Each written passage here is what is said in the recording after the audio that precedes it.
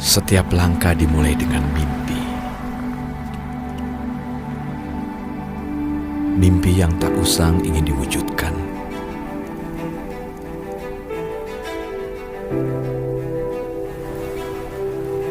Mimpi yang selalu hidup kemarin, hari ini,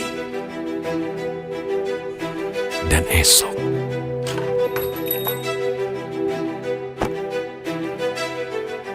Mimpi yang terbentuk berani oleh tangan-tangan kecil kita untuk wujudkan angan-angan yang besar. Karena inilah sejatinya Indonesia. Kita tumbuh bersama sebagai bangsa, ditopang oleh mereka yang berani mengambil langkah. Keberanian yang menjalar ke setiap lubuk hati, tercipta dari jutaan mimpi tiap usaha.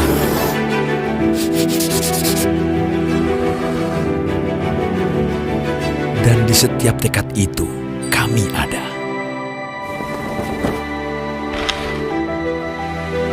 Menjadikan nyata setiap asa. Karena inilah besarnya Indonesia.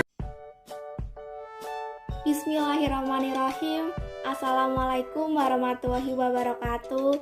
Selamat sore Ibu Asiniati dan teman-teman semuanya. Perkenalkan, kami dari kelompok 3 akan mempresentasikan hasil tugas kami tentang separation atau pemutusan hubungan kerja. Sebelumnya izinkan saya memperkenalkan anggota kelompok 3, dimulai dari saya, Rizka Alenia, sebagai moderator yang akan memandu kegiatan diskusi kali ini sekaligus penyaji materi. Lalu ada teman saya, Salsabila Tania, sebagai penyaji materi, Alvina Yunita Putri sebagai penyaji materi, Diva Suryaning sebagai penyaji materi, dan yang terakhir Arneta Alfi Syariah sebagai penyaji materi. Topik pembahasan presentasi yang akan disampaikan adalah separation atau pemutusan hubungan kerja. Yang selanjutnya untuk materi pertama akan disampaikan oleh Kak Arneta, dipersilakan. Pengertian PHK atau separation, pemutusan tenaga kerja adalah suatu proses keterikatan kerjasama antara perusahaan dengan tenaga kerja, baik atas tenaga kerja yang bersangkutan maupun atas kebijakan perusahaan yang karenanya tenaga kerja tersebut dipandang sudah tidak mampu memberikan produktivitas kerja lagi, atau karena kondisi perusahaan yang tak memungkinkan. Para ahli pun memberikan pandangan tersendiri terkait PHK. Menurut Tulus tahun 1993, pemutusan hubungan kerja atau separation adalah pengembalian karyawan ke masyarakat. Sedangkan menurut Hasibuan tahun 2001, pemberhentian adalah pemutusan hubungan kerja seseorang karyawan dengan suatu organisasi atau perusahaan.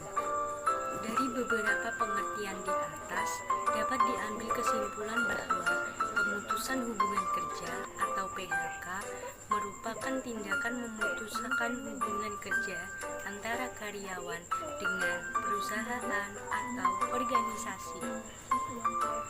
Fungsi dan tujuan PHK. Fungsi pemutusan hubungan kerja dilakukan sebagai berikut. Yang pertama, mengurangi biaya tenaga kerja. Yang kedua, menggantikan kinerja yang buruk.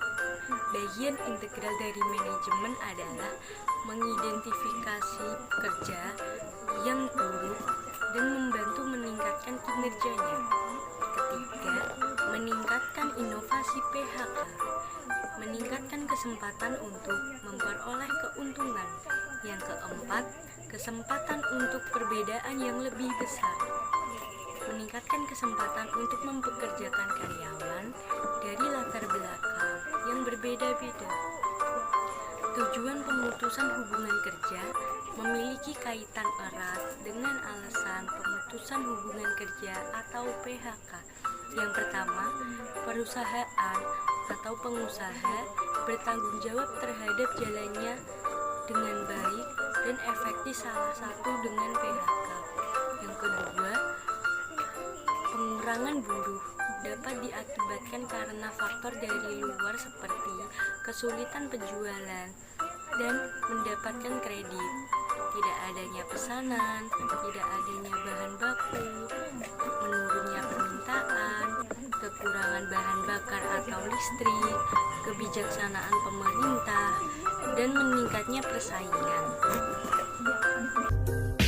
Selanjutnya untuk materi kedua akan disampaikan oleh saya. Oke, saya akan menjelaskan tentang alasan-alasan pemutusan hubungan kerja. Penyebab pemutusan hubungan kerja dapat dibedakan dalam 3 kategori, yaitu yang pertama, karena keinginan perusahaan. Penyebab terjadinya pemutusan hubungan kerja yang datangnya dari pihak perusahaan antara lain meliputi 1. Perusahaan menganggap calon karyawan tidak cakep dalam masa percobaan atau masa orientasi. 2. Karyawan sering tidak hadir sehingga tidak dapat melakukan tugas menurut waktu yang telah ditetapkan. 3. Karyawan bersikap dan berperilaku buruk sehingga dapat mengancam ketentraman kerja dalam perusahaan.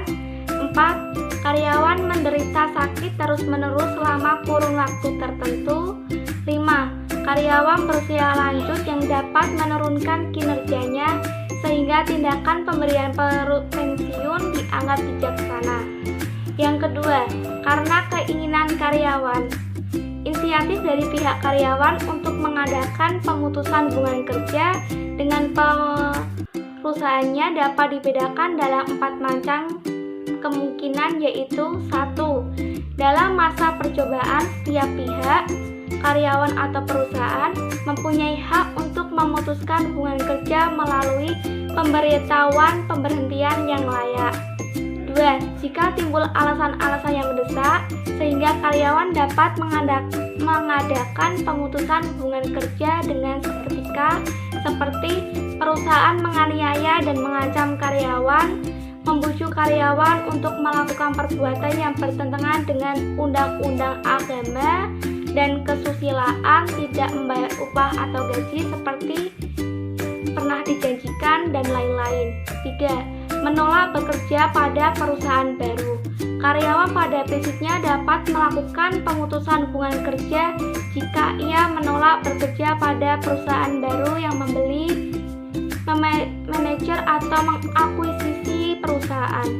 Dalam hal seperti ini, perusahaan baru diwajibkan memberikan pesangon dan kompensasi lainnya kepada karyawan yang mengadakan pemutusan hubungan kerja dengan masa dinasnya.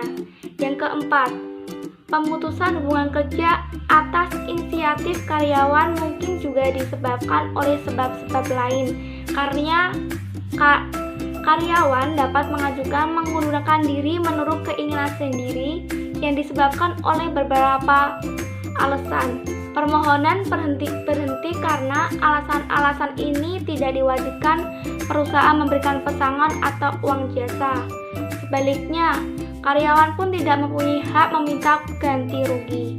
Dan yang terakhir, karena sebab-sebab lain. Penyebab-penyebab lainnya yang menjadi alasan terjadinya pemutusan hubungan kerja antara perusahaan dan karyawan adalah yang pertama, berakhirnya masa hubungan kerja sesuai dengan perjanjian kerja yang telah disepakati kedua belah pihak. Yang kedua, karyawan meninggal dunia. Jika karyawan meninggal dunia sewaktu masih dalam ikatan hubungan kerja, maka perusahaan mempunyai kewajiban member ganti rugi atau uang duka yang layak bagi keluarga mendiang. Selanjutnya tentang tenggang waktu pemberhentian. Seperti diatur oleh undang-undang, seorang karyawan pada dasarnya tidak boleh diberhentikan secara tiba-tiba dan tidak mengikuti prosedur yang layak. Pemberhentian seperti itu harus terlebih dahulu diberitahukan paling tidak 1 bulan sebelumnya. Ketentuan ini secara yuridis formal dapat ditemukan dalam KUHP pasal 1603I yang menjelaskan bahwa jika terjadi pemutusan hubungan kerja maka harus paling sedikit suatu tenggang waktu yang lamanya 1 bulan. Selanjutnya tambahan materi tentang ini akan disampaikan oleh Kak Arneta, dipersilahkan. Hal-hal yang perlu diperhatikan. A. Pemutusan hubungan kerja dari sudut perusahaan. Jika pemutusan hubungan kerja antara seorang atau beberapa orang karyawan dengan suatu perusahaan dilakukan oleh pihak perusahaan, maka pihak perusahaan harus terlebih dahulu memberitahukan hal itu sedikitnya 1 bulan sebelum pemutusan hubungan kerja tersebut dilakukan. Bagi perusahaan, tenggang waktu akan diperpanjang berturut-turut 1 bulan, 2 bulan, atau 3 bulan. Bila mana pada waktu pemberhentian hubungan kerja telah berlangsung berturut-turut paling sedikit 1 tahun, 2 tahun, 3 tahun secara terus-menerus. B. Pemutusan hubungan kerja dari sudut karyawan. Jika pemutusan hubungan kerja dilakukan oleh karyawan, maka karyawan itu tidak diperkenankan melakukannya dengan mendadak. Karyawan pun harus memberikan waktu 1 bulan kepada perusahaan sebelum pemutusan hubungan kerja itu dilakukan. Dengan persetujuan tertulis, tenggang waktu bagi karyawan dapat diperpanjang paling lama 1 bulan. Bila mana hubungan kerja sudah berlangsung paling sedikit 2 tahun secara terus-menerus. C. Pemutusan hubungan kerja karena keadaan mendesak. Ketentuan yang tercantum dalam pemutusan hubungan kerja di atas tidak berlaku bila mana keadaan mendesak. Dalam keadaan mendesak dan dalam masa percobaan, tenggang waktu 1 bulan tersebut dapat diabaikan. Untuk materi ketiga akan disampaikan oleh Kak Bila, dipersilahkan. Ada satu alasan yang cukup kuat mengapa ketentuan-ketentuan PHK dapat diberlakukan. Yang pertama, bagi perusahaan.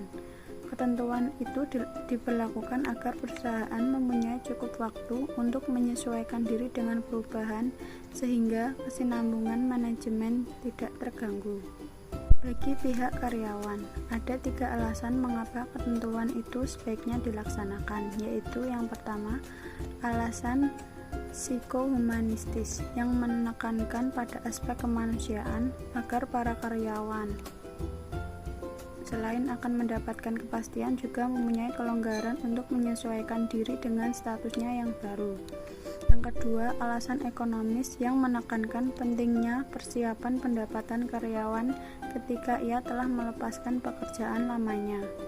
Yang ketiga, alasan yuridis yang menjelaskan bahwa pelanggaran terhadap ketentuan ini akan membawa akibat-akibat hukum dan akan mengganggu rasa keadilan. Jenis-jenis PHK.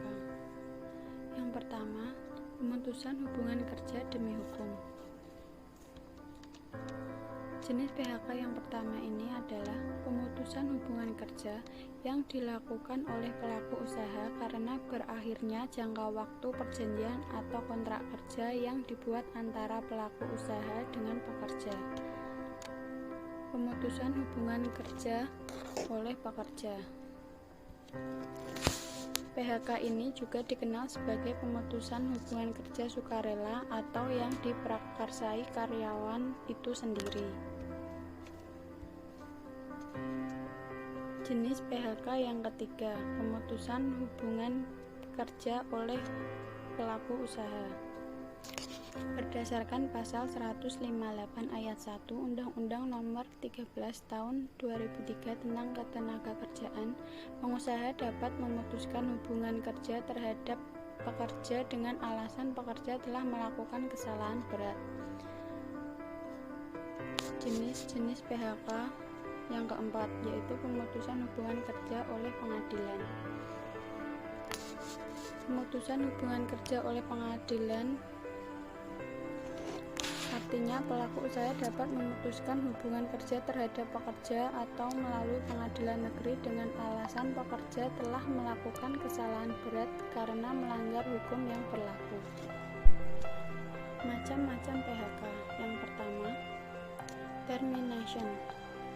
Dilakukan oleh perusahaan karena telah berakhirnya sebuah kontrak kerja antara pengusaha dan pekerja. Yang kedua, dismissal. Disebabkan adanya tindakan fatal dari pekerja yang berupa tidak disiplinnya pekerja yang melanggar kontrak kerja yang ada. Redundancy. Dilakukan oleh perusahaan dikarenakan adanya perkembangan teknologi yang mengakibatkan pengurangan karyawan. Yang keempat, retrenchment. Dilakukan oleh perusahaan karena adanya pengaruh ekonomi atau keuangan. Untuk materi keempat akan disampaikan oleh Kak Alvina, dipersilakan. Prosedur yang harus dilalui oleh perusahaan dalam melakukan PHK. Prosedur PHK. Dalam melakukan PHK tidak boleh sembarangan karena ada prosedur yang harus dipatuhi oleh perusahaan. Prosedur PHK juga harus berdasarkan etika dan juga dilakukan dengan komunikasi dua arah. Setidaknya ada 5 tahapan prosedur yang harus dilalui oleh perusahaan dalam melakukan PHK. Jadi, dapat diketahui perjanjian kerja dengan masa percobaan dengan PKWTT dan PKWT adalah kedua hal yang berbeda. Apabila PKWT, maka perusahaan harus membayar ganti rugi sebesar upah 1 bulan sisa kontrak pekerja, dengan catatan berakhirnya hubungan kerja bukan karena alasan-alasan yang di atas.